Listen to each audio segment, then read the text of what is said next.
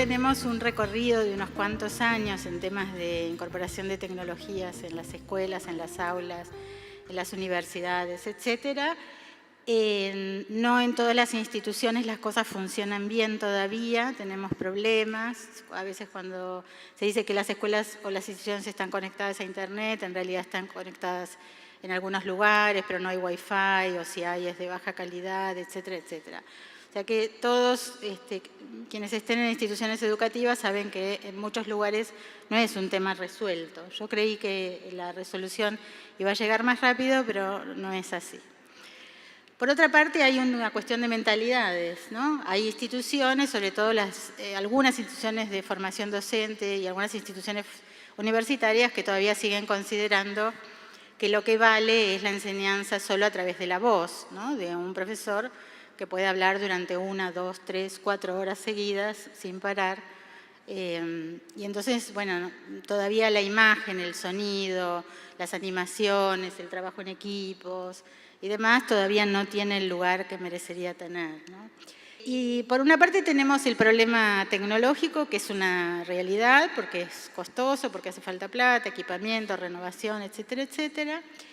Pero fundamentalmente creo que tenemos un problema de tipo didáctico y que tenemos que preocuparnos por lo que sucede en las aulas y en encontrar o buscar en el pasado metodologías que por ahí ya tienen 100 años, pero que pueden ser renovadas, consideradas y demás, y donde creo que ahí vamos a lograr una buena integración de tecnología en la enseñanza. Ya hay un ruido afuera que es vamos por el aprendizaje basado en proyectos, ¿sí? Y bueno, yo los invitaría en primer lugar a recorrer y reconocer las características de este método, ¿sí? Que es el aprendizaje basado en proyectos. Para mí lo más interesante, o de los rasgos más interesantes de esta metodología son lo que en inglés llaman voice and choice, ¿no? Que los alumnos tengan voz y que los alumnos puedan elegir. Como docentes vamos a decidir cuánta voz y cuánta elección. Los proyectos son trabajos complejos que se hacen en etapas, que combinan trabajo individual y trabajo grupal. Los proyectos integran tecnología de manera armónica, de manera natural, como lo hacemos cualquiera de nosotros cuando estamos trabajando y recurrimos a este software, a esta app, a esta aplicación, a este entorno, ¿no? Y vamos combinando, haciendo combinaciones de lo más diversas para lograr los objetivos. Los proyectos culminan con producciones que se pueden mostrar. El otro día una colega decía, la pregunta hoy no es ¿qué sabés?, sino ¿qué hiciste y cómo lo hiciste?, ¿no? Contame cómo lo hiciste y contame qué hiciste. Porque el qué sabés es muy acotado, o sea, el mundo del conocimiento de la información hoy es enorme. Y otro rasgo que me gusta mucho es esta idea del efecto audiencia. Cuando un grupo se prepara para mostrar lo que hizo ante otra escuela, ante otro grado, ¿sí? El destinatario, la audiencia deja de ser el maestro, ¿no? Te entregué, te hice, te puse, te dije, etc. Y eso hace que en el proceso los estudiantes se preocupen más porque va a haber una audiencia amplia que va a ver eso que produjeron, que puede ser en una muestra, en una institución, o puede ser abierto a la infinita audiencia de Internet cuando se publican cosas en un entorno virtual y se deja abierta esa producción. Entonces, me parece que ahí hay puntos claves para tratar. Vuelvo, proyectos que involucren ciudades, que involucren países, proyectos que se hagan fuera de las aulas, proyectos en las ciudades, salir con estos aparatitos que todos tenemos en los bolsillos, ¿no? Y trabajar lo que se llama el aprendizaje basado en la localización, emplear las ciudades como fuente de conocimiento, como objeto de conocimiento, ¿sí? Animarse a salir del aula. El proyecto se llama Curiosa mi ciudad. Lo desarrollamos en el año 2014 en 3 escuelas secundarias de la Ciudad de Buenos Aires, con la idea de sacar a los chicos del aula, sacarlos a la ciudad. Se hizo en 3 asignaturas, en inglés, en historia y en lengua y literatura. Y el punto fundamental, creo, de este proyecto fue cambiar el orden de las investigaciones escolares. O sea, una investigación escolar usualmente empieza por un tema, una propuesta que da el profesor y dicen van a hacer una investigación sobre no sé, un país, un autor, lo que fuera, ¿sí? Un tema. En este caso, lo que se eligió fue un lugar de la ciudad en donde los alumnos salieron con sus celulares a tomar registros, a sacar fotos de aquellas cosas que les llamaron la atención. Esto está basado en un trabajo de Bernie Dodge. Entonces tomaron fotos, tomaron registros, tomaron audios, volvieron al aula y ahí formularon las preguntas, ¿sí? Iniciaron un proceso de investigación auténtico a partir de esas preguntas que ellos tenían y se fueron desarrollando de ese modo lo que se llaman capacidades o habilidades de alfabetismo informacional, ¿no? Cómo buscar información, cómo evaluarla, cómo saber si es confiable, a quién le pregunto, cómo la proceso, cómo la comunico y demás. El proceso siguió, se votaron, digamos, las preguntas, cuáles eran las más interesantes, las menos interesantes, y eso terminó plasmado en una producción multimedial, dado un menú de opciones de cosas que ellos podían producir con aquello que habían investigado. Muy bien, hay una ciudadanía digital. ¿Quién forma a ese ciudadano si no es la escuela? ¿Quién forma a ese ciudadano crítico que pueda controlar hoy al Estado por todas esas vías virtuales que hay? Debe ser para mí la escuela. Entonces, en su momento se hablaba de la alfabetización digital y nosotros en la escuela nos preguntábamos cómo lograrlo, porque teníamos una hora a la semana de informática y pensábamos que con eso no íbamos a llegar a los estándares que estaban pidiendo. En ese momento también Negroponte estaba pensando en otro lugar del mundo, que por suerte, por las nuevas tecnologías nos encontramos, el modelo 1 a 1. Él estaba pensando en una computadora para cada alumno a bajo costo. Y les quiero contar cómo aparece toda la inquietud de cambiar y de romper la estructura. Llega Mariana en fines de 2006, fines de 2005, principio del 2006 al colegio. Yo chocha porque los chicos habían hecho unos PowerPoint, estaba feliz.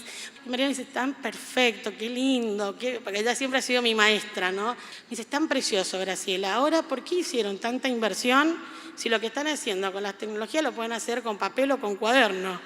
Ah, yo me quería morir. Me quedo con la pregunta, digo, es verdad, no nos hemos dado cuenta que estamos haciendo lo mismo. Muy bien. ¿Qué pasó? Dijimos, esto hay que cambiarlo. Y empezamos a estudiar, empezamos a leer a Telecita Lugo, empezamos a ver, y ahí todos los congresos, y ahí conocí a Lila Pinto, otra profesional muy interesada en este tema, que hablaba del Word enriquecido. Entonces nos enseñó que se transforma en digital cuando no se puede imprimir. Entonces empezamos a hacer hipervínculos, a colocarle sonido a los Word. Y traigo esta anécdota porque seguramente muchos de ustedes están en ese estadio, que hacen lo mismo.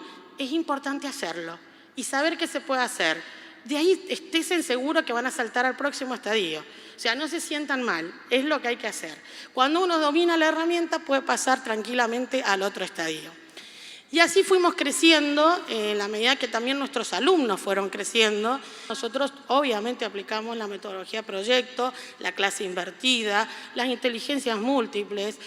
Aplicamos todo lo que veamos que nuestros alumnos pueden hacer buen uso de eso. Los chicos desarrollan lenguaje, pierden timidez, saben expresar sus ideas, pueden acompañar a otros a que hagan esta actividad de una manera colaborativa, de una manera humilde y lograr grandes proyectos que van a gran escala. Pensar que la escuela no está en el aula, sino que está más allá. De hecho, el chico hoy se vincula con gente de todas partes del mundo.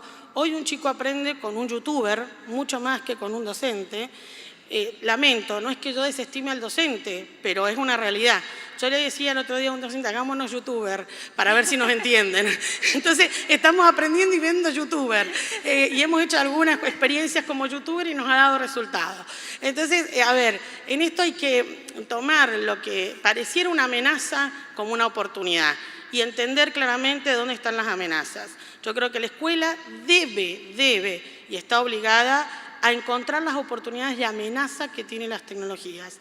Barreras siempre hay muchas, esta es la realidad, de todo tipo. Pero cuando la escuela tiene claro qué es lo que quiere hacer y hacia dónde va, sus alumnos vienen a la escuela a innovar, vienen motivados, vienen con ganas de hacer. Fíjense que el año pasado yo hice una encuesta, siempre la hago, en quinto año, se la hago el último día de clase para que no pueda haber problema, ¿no? Entonces les digo, muy bien, ¿qué se llevan del colegio y qué nos dejarían para mejorar? El 90% de los alumnos se llevaba el aprender a aprender de una escuela secundaria. Me pareció fantástico. La generación anterior no me había dicho eso, se había llevado el conocimiento en tecnología nada más. Yo creo que las nuevas tecnologías traen un poco esto, la autonomía del alumno que no estamos tan acostumbrados, cómo va a manejar el docente esta autonomía y cómo va a canalizar todas estas energías que traen, todo este ruido que dicen de las nuevas tecnologías, es el desafío como docente que tenemos. Está claro que ese es un desafío de las políticas y de lo que las políticas pueden acompañar, pueden crear como condiciones. Pero también creo que hay una responsabilidad, Marta hoy señalaba, y comparto completamente, la importancia de pensar esto en términos didácticos, de construir a partir de estas experiencias que yo llamo de enseñanza poderosa, un marco crítico que casi les diría es propio de una didáctica contemporánea. No se me ocurre una didáctica que no contemple estas discusiones, una didáctica como teoría acerca de las prácticas de la enseñanza, así como nos enseñaron, que refiere a prácticas de la enseñanza en ambientes de alta disposición tecnológica. Quiero insistir en 3 o 4 puntos que para mí son bien importantes. Uno tiene que ver con la posibilidad de hacer reinterpretaciones curriculares. Cuando Graciela dice, vamos a tomar el tema de energía solar, vamos a hablar con la universidad, vamos a ir a discutir esto con la universidad, todo esto implica un proceso de mirar el currículum desde otra perspectiva, implica poner,